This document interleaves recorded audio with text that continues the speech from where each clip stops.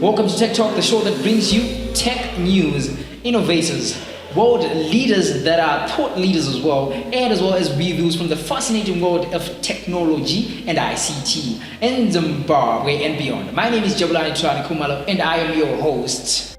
First on the show is tech history and trivia. Mobile phones are a must-have device in this day and age. That, coupled with the internet, makes the devices one of the most powerful and a must-have in today's world. The Motorola Dynatec 8000X was the first handheld cellular phone that allowed people to make long-distance calls, just like landline phone. This cellular phone was made in 1973 by Dr. Martin Cooper. On April 3rd, 1973, we actually demonstrated the system in New York. We had been approached by a journalist, and I decided, well, why don't we give him a real demonstration? A real demonstration would be walking down the street, and that's exactly what we did. I wanted to really put a dazzling demonstration on for this journalist. I took a chance and called Joel Engel. Dr. Engel was running the AT&T program. And I said, "Hi, Joel, it's Marty Cooper." "Hi, Marty," he says. "I'm calling you from a cell phone, but a real cell phone, a personal, handheld, portable cell phone." There was silence at the other end of the line. To this day, Joel doesn't remember that call, and I'm not sure I blame him. This is an exact model of the very first cell phone. There were only two phones in existence at that time. The biggest issue in that first call, we didn't know it was going to be historic in any way at all. We were only worried about one thing: is the phone going to work when we turn it on? Fortunately, it did. While the early generation of mobile phones could only make and receive calls, today's mobile phones do a lot more, accommodating website browsers, games, cameras, video players, and navigation systems.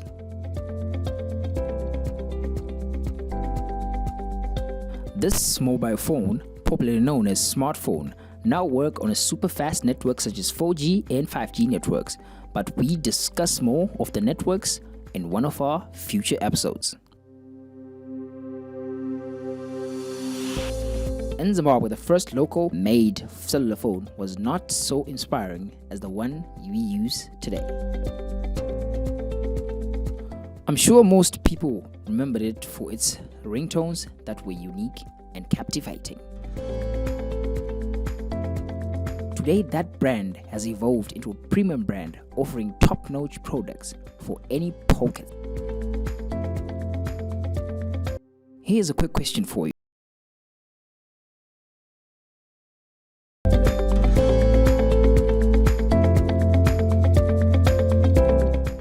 Welcome back. As we mentioned before, we're going to be talking to the spokesperson of the Ministry of Primary and Secondary Education. Is going to give us more clarity on the e-learning in Zimbabwe.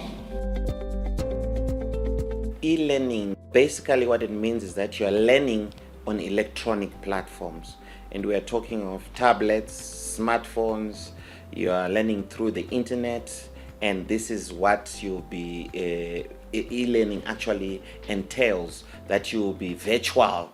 You don't necessarily need a physical classroom to continue learning. So on your laptop or on your smartphone, you can be receiving lessons, you even using webinars, even using Zoom, even using podcasts. All that is part of e-learning.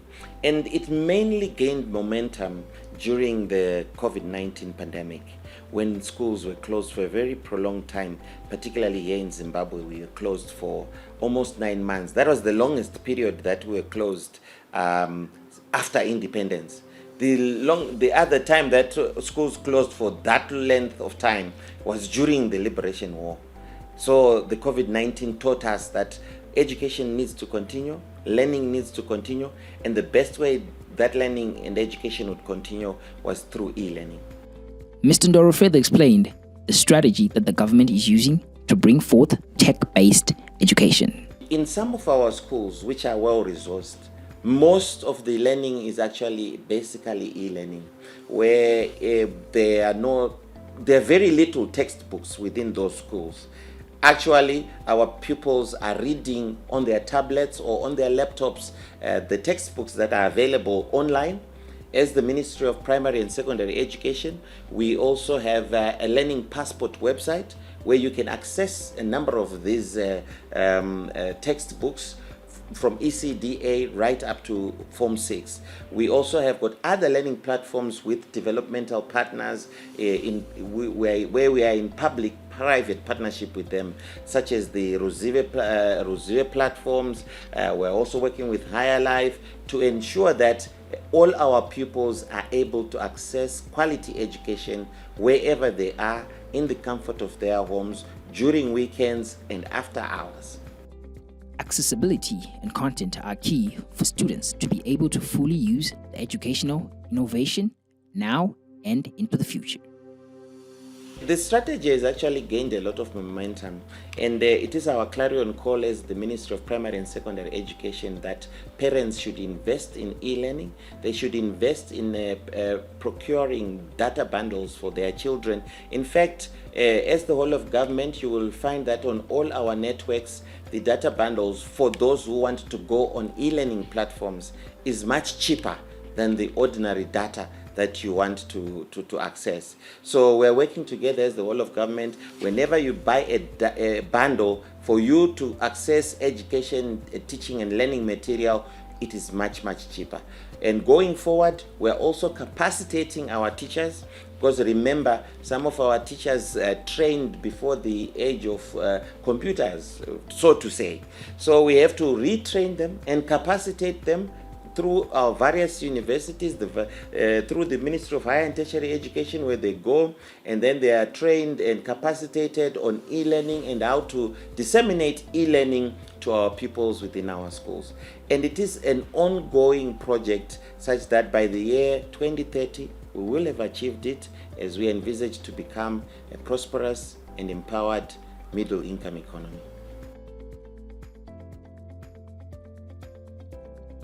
We are very proud of the educational achievements of Zimbabwe at the moment. Zimbabwe still boasts and brags of being the most literate country in Africa, if not the world.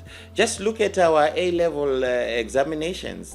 We had a pass rate of about 95%, which was an increase of 6.6% from the previous year. So this is due to the strategies that we have put in place, such as the e-learning platforms and other platforms that we are putting in place to ensure that we give and provide all Zimbabweans quality education.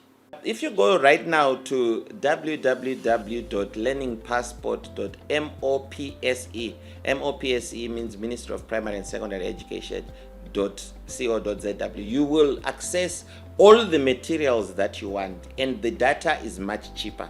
You will then find all the materials that you really need from ECDA up to Upper 6. Let us embrace e-learning. Let us invest in e-learning. Parents, guardians, we call upon you to continue to advance e-learning by prioritizing e-learning.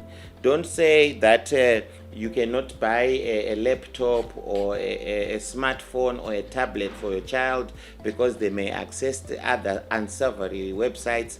No, our call is that use those gadgets for the productivity of effective teaching and learning, and ensure that there are enough data bundles for our children to be able to research and to carry out all their work through e-learning platforms. Thank you.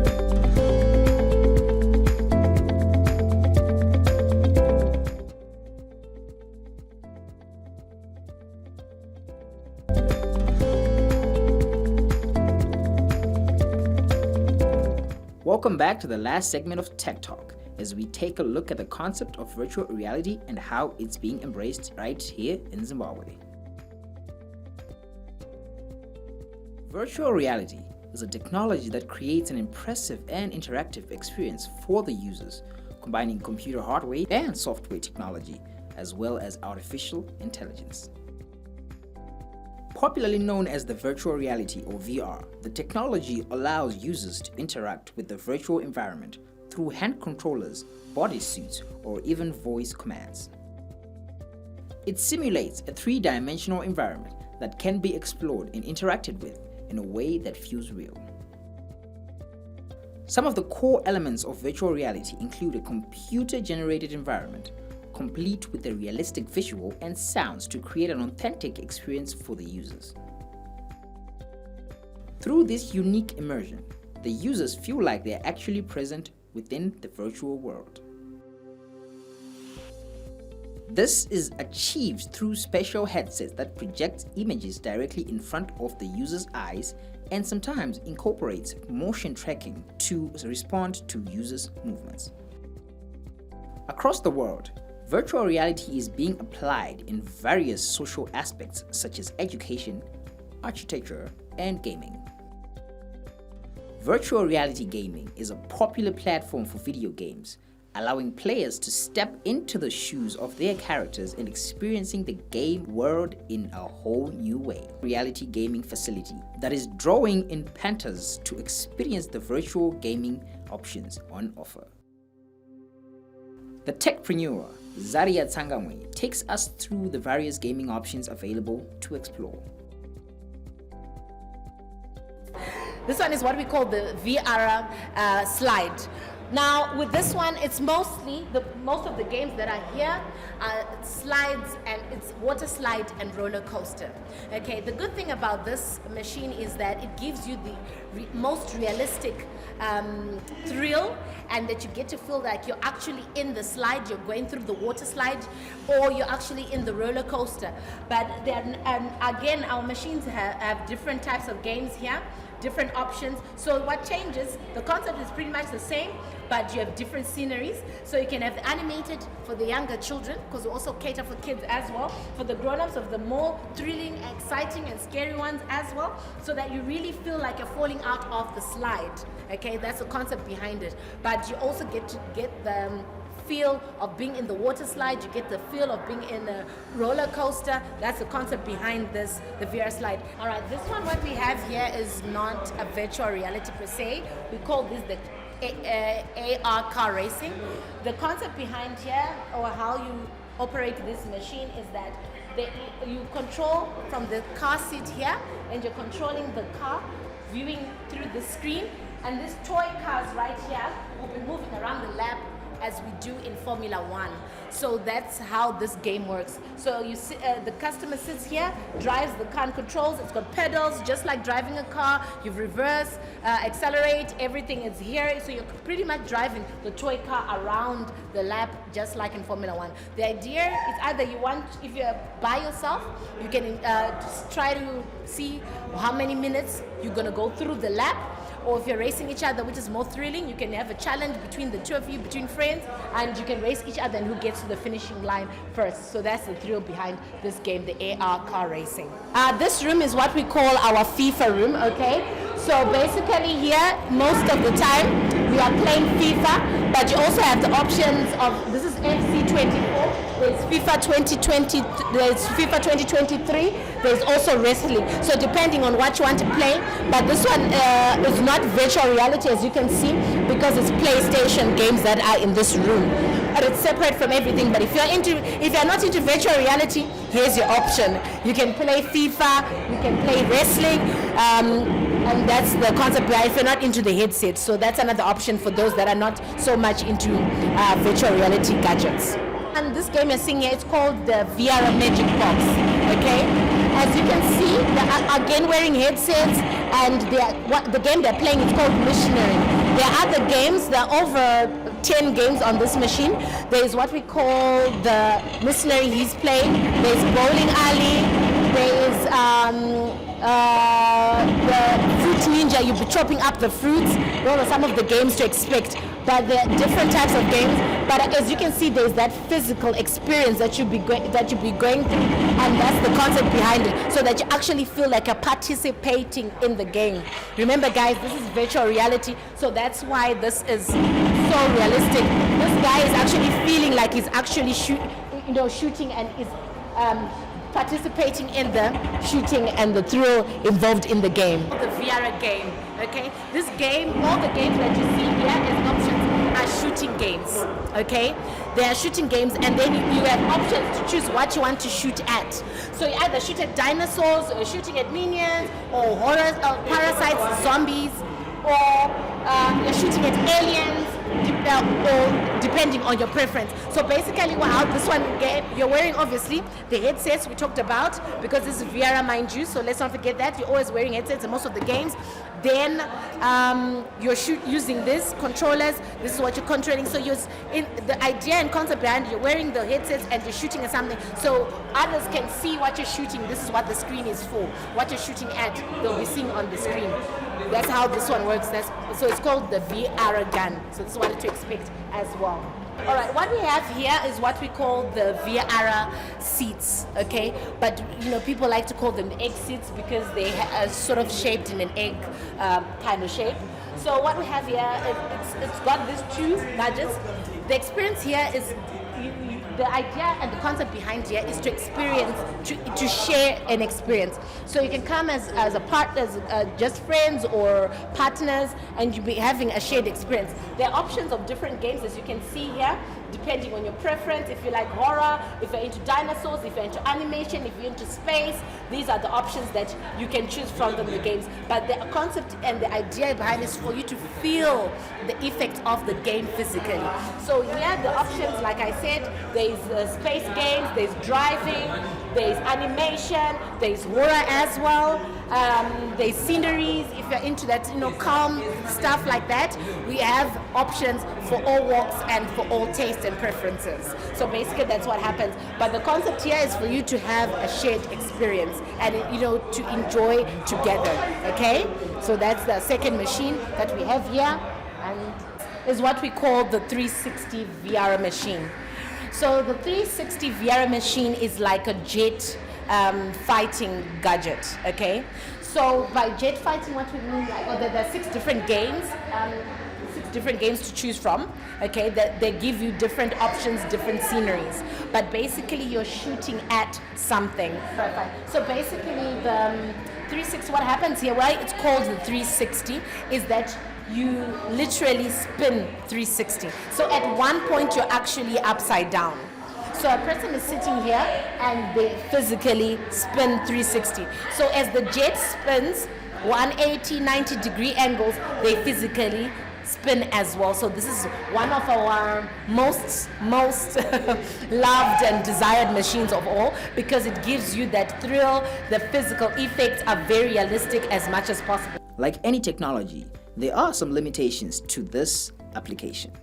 For instance, the cost of the virtual reality headsets and other equipment can be expensive. As technology continues to evolve, so does VR technology, with the potential to revolutionize many aspects of our lives. As technology becomes more affordable and accessible, we can expect to see even more innovative applications emerge in the years to come.